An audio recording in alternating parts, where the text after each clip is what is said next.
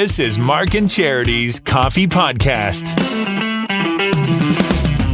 Mark and Charity Coffee Podcast. It's Thursday, October the 26th today. A most spirited show this morning. I don't know if we have anything left over for the podcast today. I know. I feel it's funny you say that. I kind of feel a little. The podcast, circling the drain on the work day. Throw in the podcast and get out of here. No, we'll touch again on our Halloween candy that we talked about this morning because we've heard from some of our listeners as well, which I love. And we can talk about, there's something else. What else did we do this morning? We had a lot of stuff going on today. But there was something, we can talk about Centennial if you want to. Oh, talk about Centennial. Okay. Probably when we get closer, I'll talk about that. But I will mention what Ms. Culhane has planned. I think that's a good idea. And we're getting down to Prize Survivor today, tomorrow, the last couple of days. And Meatloaf, the big win today on our Throwback Thursday. So lots going on. Plenty to recap. All brought to you by Simple Desk in Trenton. Simple Desk in Trenton is your ultimate destination to streamline, market, and strengthen your business's brand. Jenny, the visionary behind Simple Desk, took her commitment to business support a step further by creating Brazen, an event for women who dare. After the event's sellout in 2023, get ready for an even bigger and bolder Brazen 2024. The full-day experiential event is packed with networking, vendor booths, exciting giveaways, delicious food, and a speakers panel of incredible female entrepreneurs sharing their inspiring stories. Don't miss out on Brazen 2024. Mark your calendars for May 31st. Tickets go on sale November 1st. For all the details, visit simpledesk.ca/Brazen. And be sure to follow Brazen on Instagram at Brazen Events 1. All right, so what do you want to start with? Will we start with, the candy was kind of a big one, so do you want to save it? And we'll get to it in a minute. I don't care. It's your podcast today. It's not my podcast. Okay, well then let's just dive in. It's so much easier in rehearsal. Okay, well then let's start over. No. Take two. Too late to go now. Okay. The great stuff about candy is the first thing we started with is, have you eaten it all yet? Because, invariably, and somebody texted in and said, are you kidding? I've eaten all the big-ass candy bars from Costco already. It's like some have gone through and hidden the ones that they'll eat after Halloween and save the rest. I'm quite proud of myself. I am not going to lie because I know that I won't get into them, so I don't buy them before like the 30th. And I bought them a week ago because they were on sale, and it was too big a deal to pass up. So I bought them, and I haven't touched them. Oh, I was going to say. No, I did. I bought them, but I haven't touched them. They're on top of the fridge, so the kids can't. Well, one kid can't reach them, and I can barely reach them. So I think it's a good spot. They don't know how to drag a chair across. Well, they haven't touched it yet. I think they know too that. They're going to get most of those chocolate bars anyway because we have no kids at our house. But I buy the $100 box anyway just because it makes me feel good. Right, yeah. Until the remote control for the Christmas tree lights falls into the Halloween bag. We'll try to avoid that this year. Which was so good. I'll never forget that. That was so good. Yeah. But we got talking about sort of the best ones, and without a doubt to me, Reese's peanut butter cups. You can't go wrong. You can't argue it. It's always there. I do like my O. Henry bars, but peanut butter, it's just so good, and it's just perfect. Perfect. It's just perfect. Snickers always does really well. Then Sour Patch Kids and peanut M&Ms always on top. But then candy corn shows up, and I don't get it. Blech. I know I don't get it. I don't get it either. I don't like it. But the memes have been coming out, which people have been sending in. Well, I shared the one Emily put on my desktop here. See, the thing is, I don't know how to take it off, so it is always here. But this one's particularly funny because it's just a piece of candy corn. It says, I hate you too, which is actually, okay. I appreciate that. That's fine. But then, yes, Ronnie sent in, her son sent this to her. I guess they heard us talking about it. And again, a piece of candy corn, and the white part is number 1, open the bag. The orange part, number 2, pour candy corn into trash can. And then number 3, eat a Reese's peanut butter cup. Exactly. That's how you do it. And Ronnie, that is perfect. That's how you do it. You get rid of it. Get it I done. Saw, who sent it to me? And I just wanted to punch them. It was so gross. It was a video of someone taking candy corn and kind of melting it down and flattening it. So it's like a paste. Not Well, like a toffee? Kinda. It flattens it down, then they warm it so they can mold it. Okay. So they're molding it. So they flatten it, they melt it, they flatten it, and then they put a wiener on it and wrap it in the candy corn. It's almost like a tortilla shell. Okay, but they wrap the wiener and then they eat it. And I'm thinking, that is the most disgusting thing I have ever seen in my life. But they're like, it's the best thing ever, especially for Halloween. I'm like, you guys are sick. That's right. That's doing a turkey in a deep fryer. That's turkey in a deep fryer is good. Is it? This is bleh, I don't know. Like who? Now you want to add meat to the or whatever that is to candy corn? No, thank you very much. Text in your favorite candy corn recipes. No, don't. With pictures. With pictures. Thank you. But according to this study I found, this very scientific study, favorite Halloween treats and what it reveals about your personality. That's right, yes. Candy corn lovers are exciting, energetic companions who are always ready for an adventure. I don't believe that's the case. They sound like pretty cool people, but I'm sorry. If you like candy corn, I'm going to question that. Mm-hmm. Yeah, no, you're a liar. You're unreliable, and you're the reason I'm late. Because nothing pisses me off more than being late. Somebody makes me late. You're angry. I know, it just ruined your day. I have backed out of the driveway when my children weren't in the vehicle, and they know it. They know it. I am leaving at this time if you're not in the car. If you're not in the vehicle, you're not coming with me. They know that. But rockets, which you like. I love rockets. Someone mentioned rockets to me the other day, and they love them too. And again, I don't understand it. I don't hate them. I will explain it to you in a minute. I don't hate them. Yeah. They're just not my favorite. In our house, at the end of the season. Right, November the 10th. That's what's left at the bottom of the bowl. And nobody wants to eat them. And it's like, really want anything. I don't need anything that bad. But you're an intuitive person. I am. Empathetic and understanding. Exactly. Yeah. I'm a giving person. You're a caring nurturer. And you never I didn't say caring nurturer. I said intuitive. I said intuitive, understanding, and empathetic. That's what Sweet Tarts in the States, they're known as rockets here in Canada. Yeah. So why? What is the draw about rockets? Here's the thing. You have to be of a certain age. You're so young. Let me take you back 50 years ago when I would have been 10 years old. My pillowcase, because that's what you used. A lot of kids still use their pillowcases. Was filled with rockets, molasses candies, tin foils with 5 pennies in it, that makes me laugh. And Carlton Club pop that you needed to use a can opener with because they didn't have back. That's what Halloween looked like in 1973.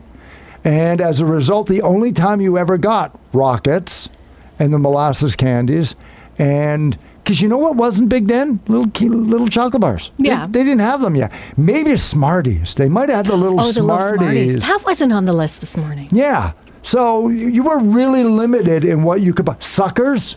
You got a sucker? Plastic little, they were, and you had 80 of those. Yes, okay. Different flavors. Yeah. Like the blueberry, like almost the teal looking one. You just throw out the yellow ones. Yeah, exactly. But it was always stuff that wasn't heavy to carry until the Carlton Club Cola came out. Or RC Cola, something like that. I was going to suggest we talk about that. The worst candies to either get when you were trick-or-treating or kids feel are the worst to hand out. Pop being, I think many would agree, number one. Because if you got a can of pop, as much of a treat as that is, and it is as a kid, so friggin' heavy. Who wants to carry around a can of pop in your bag? Then you're just dragging it behind you. Does anybody still give out apples? I mean, it gets the bad rap, of course, because of... Yeah, I don't know that a lot of people accept apples, even if they're handed out. I know we don't, unless we know the family, because we will get homemade candy. There's 2 houses we go to every year. Carol does popcorn balls. Right. Yep. So we always go there and get those. And actually, one of my neighbors, she's no longer with us, but Alice used to do homemade candy. And we would go get candy from her as well. She'd do little white puffs, and there was always a little red, I don't even know, I think it was a cherry. I don't know even what it was, but a candy on top. Otherwise, if it's not packaged, I will snag it. I will take it. And it might be someone's idea of being healthy, an alternative to all the junk they're getting, which I can appreciate.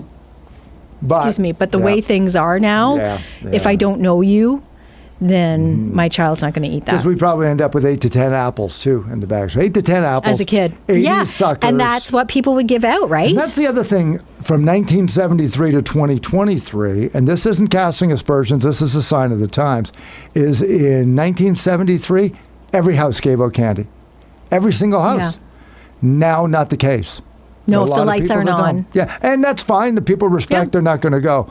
But I don't know. You never had a house in your neighborhood that would have its lights off? And I lived in... You were in the city, so you went... And the thing is, I was the paper boy, too. Started probably when I was 8 or 9. So there's probably about a 2 or 3 year gap when I was the paper boy and trick-or-treating. So I knew them all by name. Yeah. So it was the coolest thing. And they knew hi, you Mr. too. So-and-so. Yeah, oh, hi, there's your costume. Or, maybe around the 29th or the 30th, they'll say, are we going to see you on the 31st? I am.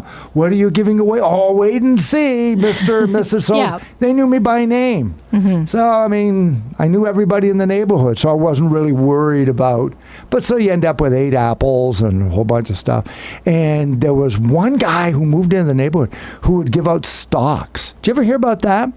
He would give out like a stock sheet, shares in a thing, and it would just be worth pennies, but maybe down the road it would be worth something.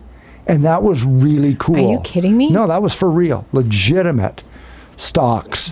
Yeah. Okay. Yeah. Imagine that as a kid. Yeah. 6 or 7, you're out trick-or-treating and someone hands you a stock for a company called Amazon. Yeah, well, again, at 6 and 7, number 1, who gives a crap? And number 2, nobody knows who Amazon was at that time. You tucked that away. So I don't know whatever happened to it. I don't think he gave out General Motors. Because you probably threw it in the trash when you got home. I think it was after I was trick-or-treating, but I'd heard about it. You sure it was another urban legend? No, it was legit. Like Leatherface, not a legend. No, that really happened. That was a true story. So you say that? No, I don't believe you. So I think the evolution of the candy has added to a lot of... Well, and look at it now. Yeah. It's ridiculous. How many people, and be honest, how many people buy candy just to buy candy? We make a joke about... people who buy it in September and then have to buy it again in October. For sure. Don't tell me that's not on purpose. Like you're right. These stores would not use valuable shelf space. Exactly. If they knew they couldn't make money on it after the August long weekend. And as soon as I see it out, I am tempted to pick up a box. I don't need it. There's no reason. And like I just said, we don't have any kids. We might get, there's the potential of having maybe 4 kids come to our door. I don't think they ever have. There's just the potential. And yet I buy a box of 100 chocolate bars. Yeah. Why would I do that? We don't, and like, it's ridiculous. So of course it has evolved. Like we don't need to buy this candy, but we're going to because it's Halloween and we want to. And we don't need to hand out, like people now too will do up little goodie bags. And hand out goodie as opposed to a single candy or a sucker, or I hate to say it, you give out suckers now, like just a single sucker. Kids are like, really? What's that? Yeah, what's that? Might as well turn your lights off. Why are we at this house? But I think part of the buying it early too is because you'll put it in your kids' lunches as snacks, as long as there aren't peanuts in it. So if it's an That's what we do after Halloween. Exactly. That's what we do to get rid of it. Okay. I get a treat a day and for a couple of months. Yep. And so that's interesting. Unless you bring it to work and share it with your coworkers. True. That's always good. What about the boys, though? Do they trick or treat in the neighborhood? Because you don't have a lot of houses. We're in the country. Yeah. We're kind of in, I call it a subdivision out in the middle of nowhere, which is basically what it is. We have a row of houses and we will do those. It is ridiculous, actually, our Halloween route. So because my kids are really the only kids in that neighborhood, our neighbors have come to expect them. So we will do our neighborhood, which is about 10 houses. Okay. And then we load them up and we go to Carol's and get our popcorn ball. And then we go to town and they have, I think they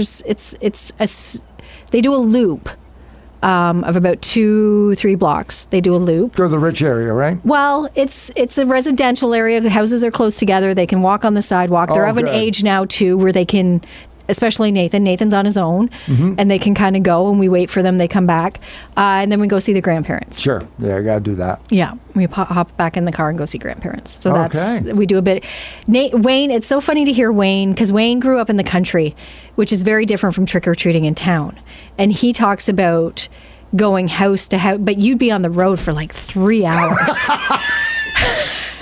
because you get out. But it was also visiting too. Like you'd go and visit your neighbors, and your parents might sit down, come in with you, have a quick chat. Then you pile back in your vehicle and go down the road, like literally drive half a kilometer down the road to the next house. So it was a little different. It's interesting. He tries to tell the kids about this. Kids are like, "What are you talking about? Wow. You're crazy, Dad. That's not fun." And he loved it. How was that a childhood? Yeah, because great, because that's just the way it was. That's the way it was. You went out with your friends. We hit about 3 streets. Yeah. Tons of stuff, because every house. And don't eat anything till you get home, Mark Thomas. Okay, Mom. We got to check your... And I do. I remember coming home after, dumping it all out, sorting it. Mom and Dad looking through it too, being like, okay, you can have a couple tonight, and then the rest is... Right. Yep. Favorite, my absolute favorite that I don't think anybody does anymore, it's the clear plastic cellophane wrapped sponge toffee. Oh, it's been a long time since I've seen that. I know. My favorite. You want to talk about bad for your teeth. I know, but I love that. That's why I love the Crunchy bar now, because that's what Crunchy is. That's one of my favorite chocolate bars. I love that. Oh, Henry's my favorite now. I can't remember as a kid what. Probably the chocolate, something chocolate. Yeah. But it was just so, you just look at it. And my sister and I would pile it together, and it just felt like this mound of it's so much fun. You'd share your candy that way? You put it all in one big bowl? We would. We put it all in one big bowl. What a loving family. Yeah. Well, it kind of, otherwise there would be a fight or two. So you put it all together, and then everybody gets the same, and it's fine. Nice. So, yeah. Nice to everybody. So, thank you for sharing your favorite Halloween candies there on that. What else did you want to talk about today? What else were we going to talk about? Well, you had brought up Christmas sharing, and they launched their program yesterday with dignitaries on hand for the ribbon cutting. So, they are collecting now donations, monetary donations, of course, and any help you can lend them over the next couple of months heading into Christmas, providing food hampers and gift cards to families and individuals in need this holiday season. It's a great program. They served thousands of people last year, and unfortunately it's probably going to be even more thousands this year, so whatever you can do, please do. But a special event at Centennial, and it's funny because you're like, you come in, you're all excited, I know what we can talk about now because I just got an email and it's so good and you're going to love it. Because Miss Culhane, who runs the student auction to raise money for the Christmas sharing program, they do it tends to be the first Friday of December, December the 8th. This year, asked if I would come back. And it's like, oh my God, yes. Yeah, I don't know. You love this event. It's so much fun. And I was so intimidated because Boyd Sullivan did it, because it's an auction, right, for the longest time. And then when he kind of stepped aside, probably when his kids grew out of high school.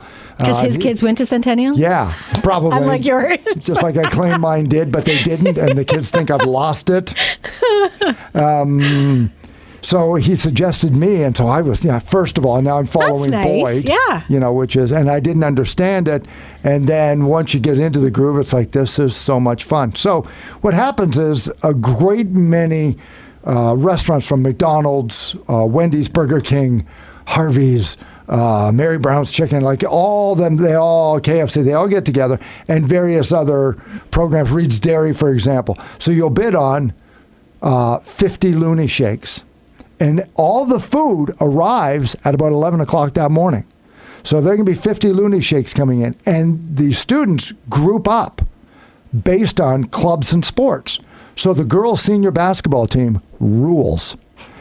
The first year, it was the senior boys football. Last year, nobody could touch the senior girls' basketball team. What did they get then? Did they buy a few things, or did they? Everything. They bid on everything. They would literally stop and point if they wanted to let another group have it. But if they wanted it, you couldn't touch the senior girls' basketball team at Centennial. It was so funny. So 50 Looney Shakes would go for $180. And they get 50. And you know what they would do with it? They'd just hand them out. Yeah. Because that's what they do. But they wanted, so everybody brought the money. Then one of the other groups is Tiny Dancers, who are from the ballerina school next door, the ballet school. But they go to Centennial, of course, right? So they're their group. I don't. They're all 40 pounds. These girls, because they're ballet did, right?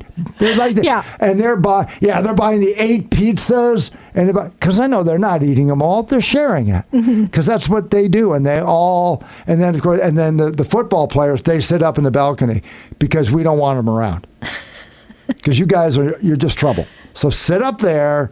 try and be quiet until it's time to get in for the Big Macs and the stuff. Then they get screaming and waving the flag. And it's so much fun. The arts group, the grade 7 group, the band. So they're all in these groups, and I have to try and figure out what they were. And, so what group are you again? And when it's done, they'll raise $6,000 in 90 minutes. That's amazing. For this community. High school students who always get a bad rap, right? High school students. So good. And all going to Christmas sharing. All going to Christmas sharing. And usually, this is the really good part, usually a piece of swag ends up back here in the studio. There's a little gift. Yeah. There's a little gift, Mark. So the one year they gave me the hoodie, which I wear all the time. Yes, you do. To remind staff that, I wear it because that's your high school. I was like, I didn't go to Centennial, Dad. But then you liked it so much. You brought back the toque. Yeah. And I said, I love the toque. Do you want to have this toque? And you're like, yes. Because the colors, I'm sorry, Centennial's colors are awesome. Yeah, the green, from the Mustangs or the Centennial Charger. Green and black and like a beige. It's really nice. Very nice. And so then I bought you the Centennial long sleeve shirt as a Christmas gift.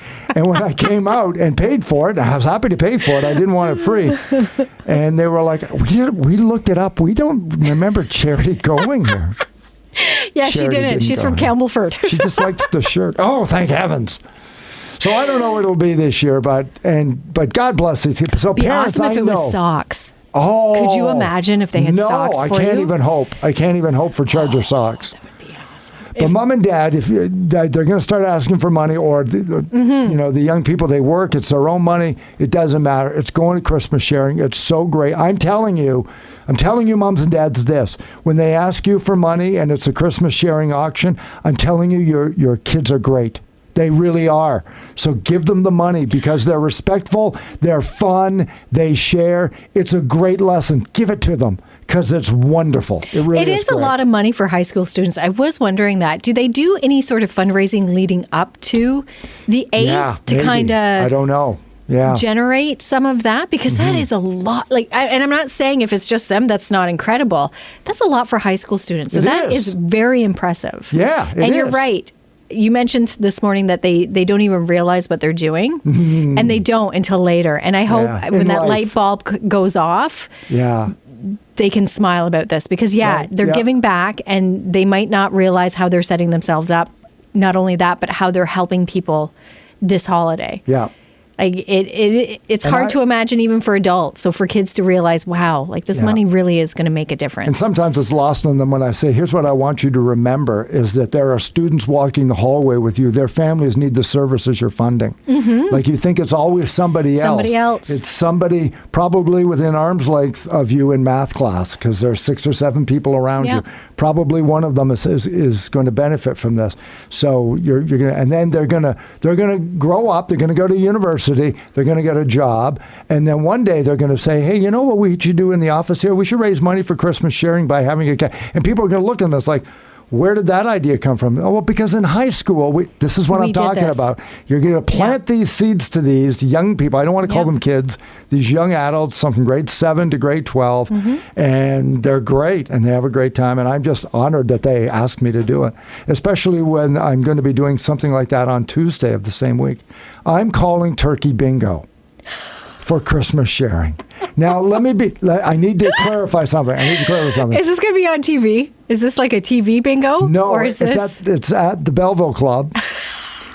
But it was pointed out to me because the turkeys is the prizes, not the people playing. Oh, okay. So I thought it was like... Good to clarify that. You jerky people who are coming out here to play bingo. Mark, it's the turkeys that they're winning. So for Christmas sharing... Have you done that before? I have. Okay. Professionally. Okay. I am a professional bingo caller. Well, no, turkey bingo. Have you done turkey bingo before? Whatever. I don't even know. I don't even have to. It's already in the calendar. I know it is. I already have it in the calendar. I know it is. So get your tickets for Turkey Bingo on December the 5th, a Tuesday night. I'm pretty sure it's at the Belleville Club. If I'm wrong, we got plenty of time because it's less than 6 weeks away. Stop saying that, please, about that week in December. And prizes. All of the money going to the Christmas sharing program, which means I will not take it seriously. So if you're not winning and you yell out, shake up your balls, You get what you ask for. Be careful, because I will. Emily asked me, would you call turkey bingo? Friggin' stop me. Stop me from calling turkey bingo. Ask me again. Yeah. See what happens. I dare you to think I'm going to say no. I'm going to get in a room with a whole bunch of bingo players with a microphone. Stop me. You want to talk about in Mark's wheelhouse. Wait a minute. This is my demo. These are my people. These are my people. I love you guys. I-18. I may come just to film it. I-18. Now I'm going to look at somebody. You didn't dab. Do you have it? No? You're a loser. I am totally going to come and film it. You should come by. And then we'll put it up on our socials. Oh, I can't wait. Here's Mark calling turkey bingo. And it's like, will Mark be invited back again next year? Yeah. We're not sure. You call bingo. You don't have a bingo? Pick up your card and move back there. You move to the back. You go back to the chair of shame. Get over there. Oh, I can't wait. I'm making no friends. And then I'm going to get nothing but a sack of coal for Christmas and wonder why. Well, I don't think you will. Turkey bingo. You're raising money in both instances for a Christmas sharing. I so hope you it's cannot fun. get coal. I have fun. I don't know if anybody else has others fun. will have fun. It'll have fun. We'll have a good time. So Good for you. we got all that stuff going on this morning. Yes. And then today and tomorrow, depending on when you hear this podcast, if it's the end of the day, we'll probably only have 3 or 4 prizes remaining in Prize Survivor. A grand prize draw is coming up on Monday. If everything goes well today. Oh, because we did have a misstep like yesterday. Yeah. Because we should have been down one more this morning. Mm-hmm. So pay attention. Get to our website, 955hitsfm.ca. Monday morning, we're going to make that draw for what? We don't know until tomorrow. Whichever one is the left. End of tomorrow. We'll find out. From all of our dozens of qualifiers. So good luck on that. Or you'll win the secondary prize, which is a $500 gift card to the sponsor of your choice. Ain't so bad. No. Not at all. Just fine. Yep. Do just fine. Somebody tweeted in this morning, because you never know the questions listeners are going to have. Yes. That said, well, wait a minute. If we take off a number, can we, but the prize we said we wanted gets taken off, are we still in? And it's like, oh, what a good question. Because we would always say to everybody, what are you hoping will be there? Yeah, it's what like, do you want to win? Does that eliminate us? And it's like, no, guys, we're just being nosy. Yeah, we're curious. No, if you pick the wrong prize, meaning a prize that's already been removed, then you can't win. Mm-hmm. Then you're done. But as long as you removed a number, you are in. Yeah. But you're stuck with whatever last prize is. So the person with the biggest responsibility is our last qualifier with 2 prizes left, because you're going to decide which one. What do you think it'll be? I don't know. I think I have 3, but I don't want to say. There are 3 in my head that are really, really big. But the travel package went yesterday, and I would have put that top 5. I would have thought that would have been, I thought it would be one of the last 2. Yeah. $5,000 travel package. That's pretty impressive. You can save that and use it for whatever you want, whenever you want, wherever you want. Mm-hmm. The ones that are gift cards, like it's a $5,000 package, like Quinte Mall. Yeah, and right. I know which other one you mean. The one for Home Sense. Terra Alliance has got that. That can Home be Depot, used that whatever. would be good. Stuff like, the kitchen makeover, big time. But you're going to have to spend more. Few people have said that, yes. Yeah. It's not going to cover everything. Mm-hmm. It'll get you started, but in some cases that may be all they need. And it's just a little touch up here and there. And that's the amount I need. Like I have 4,000 or 5,000 for what I need. That would cover the rest. 5,000 puts it over the top. I can do it. So absolutely. So it wouldn't surprise me if that's one of the last. The hot tub would be nice though too. I wondered with St. Lawrence if. Yeah. Mm-hmm.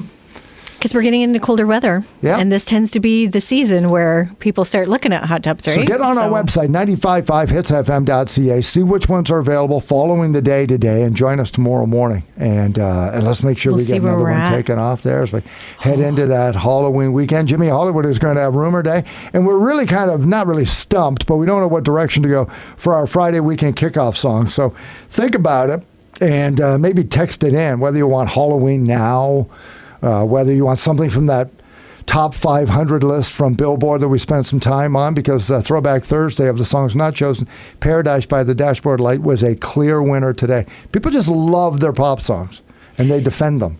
They really do. And like those, I don't even know it's hard for me to call Meatloaf pop. But it is. But it's one pop of those is short songs. For popular. I know, but to me it's got that rock element to it too, but it's more the following they have as opposed to the genre. I guess that's what I'm getting at. Yep. Because they're two very different songs. In the Air Tonight and Paradise by the Dashboard Light. Yep. Two very different. In fact, I even questioned, should we be playing this on the radio? And it was amazing. Of children born because of Paradise. Exactly. Clearly by the response today. Yeah. But yeah, to be left off that list, and they're just so iconic. I know, they're just so iconic. See, the thing is, it's a shame we didn't get to play both, or that we couldn't play both back to back. Right. You're so young. I remember. I'm so young. This was when radio was king, when we didn't have formats. You just played whatever was popular. Yeah. And you could play AC/DC, You Shook Me All Night Long, and go into Air Supply. And the world didn't throw up its arms and go, what just happened there? I'm thinking, could you ever go back to that? And Satellite kind of has. Yeah. Mm-hmm. Like they are genre based. Yeah. But quite often you will find stations that if it's a particular, depending on what the theme is or the channel you're listening to, that's very likely that could happen. And I've had that discussion with radio programmers and consultants. And I get my back up because that's in my nature. I am a little bit of a contrarian. At the radio station, they know if we want to spice up a meeting, trigger Mark. Right? Mark always speaks the truth. Yeah, trigger Mark, it'll spice up a meeting. But what I often come back to with the consultants when I begin to go, my question always is, aren't we overthinking this a little bit? Yeah. Like can't we just think like a listener? I think we're overthinking it. We forget that people tune in to hear the songs they want to hear. They don't really go, well, that was a bit of a rock song. I expected to hear a piano-based song. Like I've heard consultants say, no, you should go from a guitar-based song to a piano-based song to a brass, some instruments, and then heavy drums, and then go back to a piano. And it's like, aren't we overthinking it? Yes. A little bit when, can't we just play the hits? And if it's AC/DC and then it goes into, I don't know, something else, Katie Tunstall. Oh, you can't do that. Well, why? How many times have you, I'm speaking from personal experience myself, but how many times have you been doing an quote unquote all request hour or show? Right. People call up and they want to hear. And quite often you'll have popular musics from all sorts of genres. Right. They'll come up and be like, "Oh, I want to hear Taylor Swift's." So when she was still doing country, sure, something from her country Love album, Story. Yeah, Love Story. Well, it hasn't crossed over yet. We can't play that. Yeah. Or I want to hear AC/DC. Oh well, no, we can't play that. We don't play that. Well, it's day parted into the evening. Yeah, I can't play it in the morning because it's too those little things where it's like, well, no, if people want to, if this is what they want to hear, why aren't we? Yeah. That question comes up all the time. All the time. And some part of it, I understand. Yes, I don't always agree with it, but I understand the thought behind it. But the overthinking that we know more what listeners like than the listeners do. And I remember having that with a top 5 program director in Canada when we were talking about Christmas music. And he said, I know more about my listeners' taste than they do. And I thought, that's when you start to get into trouble. Yeah, that's a cocky attitude to have, and his thing is listeners don't want Christmas music before Christmas Eve. I call bull. Yeah. Can you imagine if I would stop listening. I wouldn't listen to that radio station. Yeah. You should see the ratings of people when Christmas music starts playing. Ratings go through the roof. Absolutely. And his thing is, they do. No, it isn't, because we know more than the listen. I don't know. So anyway, you proved that with Paradise this morning. So thanks everybody for that. Well, but I'm sorry because I wanted to hear Phil Collins too, and that's what got the ball rolling. So we'll have to play that song tomorrow at 8:00. I don't know. I think it should be Halloween tomorrow. Okay. I want to play Halloween. Halloween tomorrow? All right, we'll open it up. Can we let the listeners decide the song? Mark, I know. I would never say that. It's very hard for me to say that. I would hope that we could play Halloween because Halloween's on Tuesday and we only get to play, again, some of these songs like now, and then we don't get to play them again. You don't get to play Werewolves of London again. Exactly. Well, okay. Well, no, we're not playing that one. No. But like the Time Warp, like we could play that tomorrow, or Thriller, or I know we'll play them Tuesday too. For sure. But again, throughout the morning, it won't be back to back all morning long. We'll have to like pepper it through and it won't be enough for you. It's like Christmas. It's like Christmas. I can't get enough Christmas. I would play Christmas. Yes. You say, how many Christmas songs are we playing now? I'll say we're playing 4 an hour. 4? Do 8. Yes. Why can't we play more? Why are we playing anything other than Christmas? Come on. Yeah. That's why I love so much the Christmas in Quinte.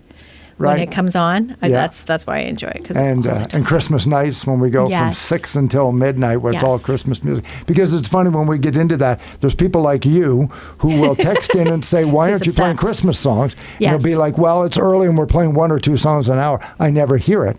And then somebody will hear one Christmas song and it's like, why are you playing all Christmas music? Can you stop with the Christmas already? Like, come on. Exactly. Bah humbug to you. From the people hear what they want to hear. 100%. If you love it, you never hear it enough. If you hate it, you hear one, it's too much. Yeah. It's so funny how listeners are that way too. But that's the way it is, right? Yeah. So you just have to find that happy balance. And that's if people want to hear Phil Collins tomorrow, I won't argue it, but I'm really hoping maybe Halloween. See what happens. Hey, have a great day, everybody. We love it that you spend some time with us on the podcast. Yes, we'll talk to you tomorrow morning at 95.5 Hits FM.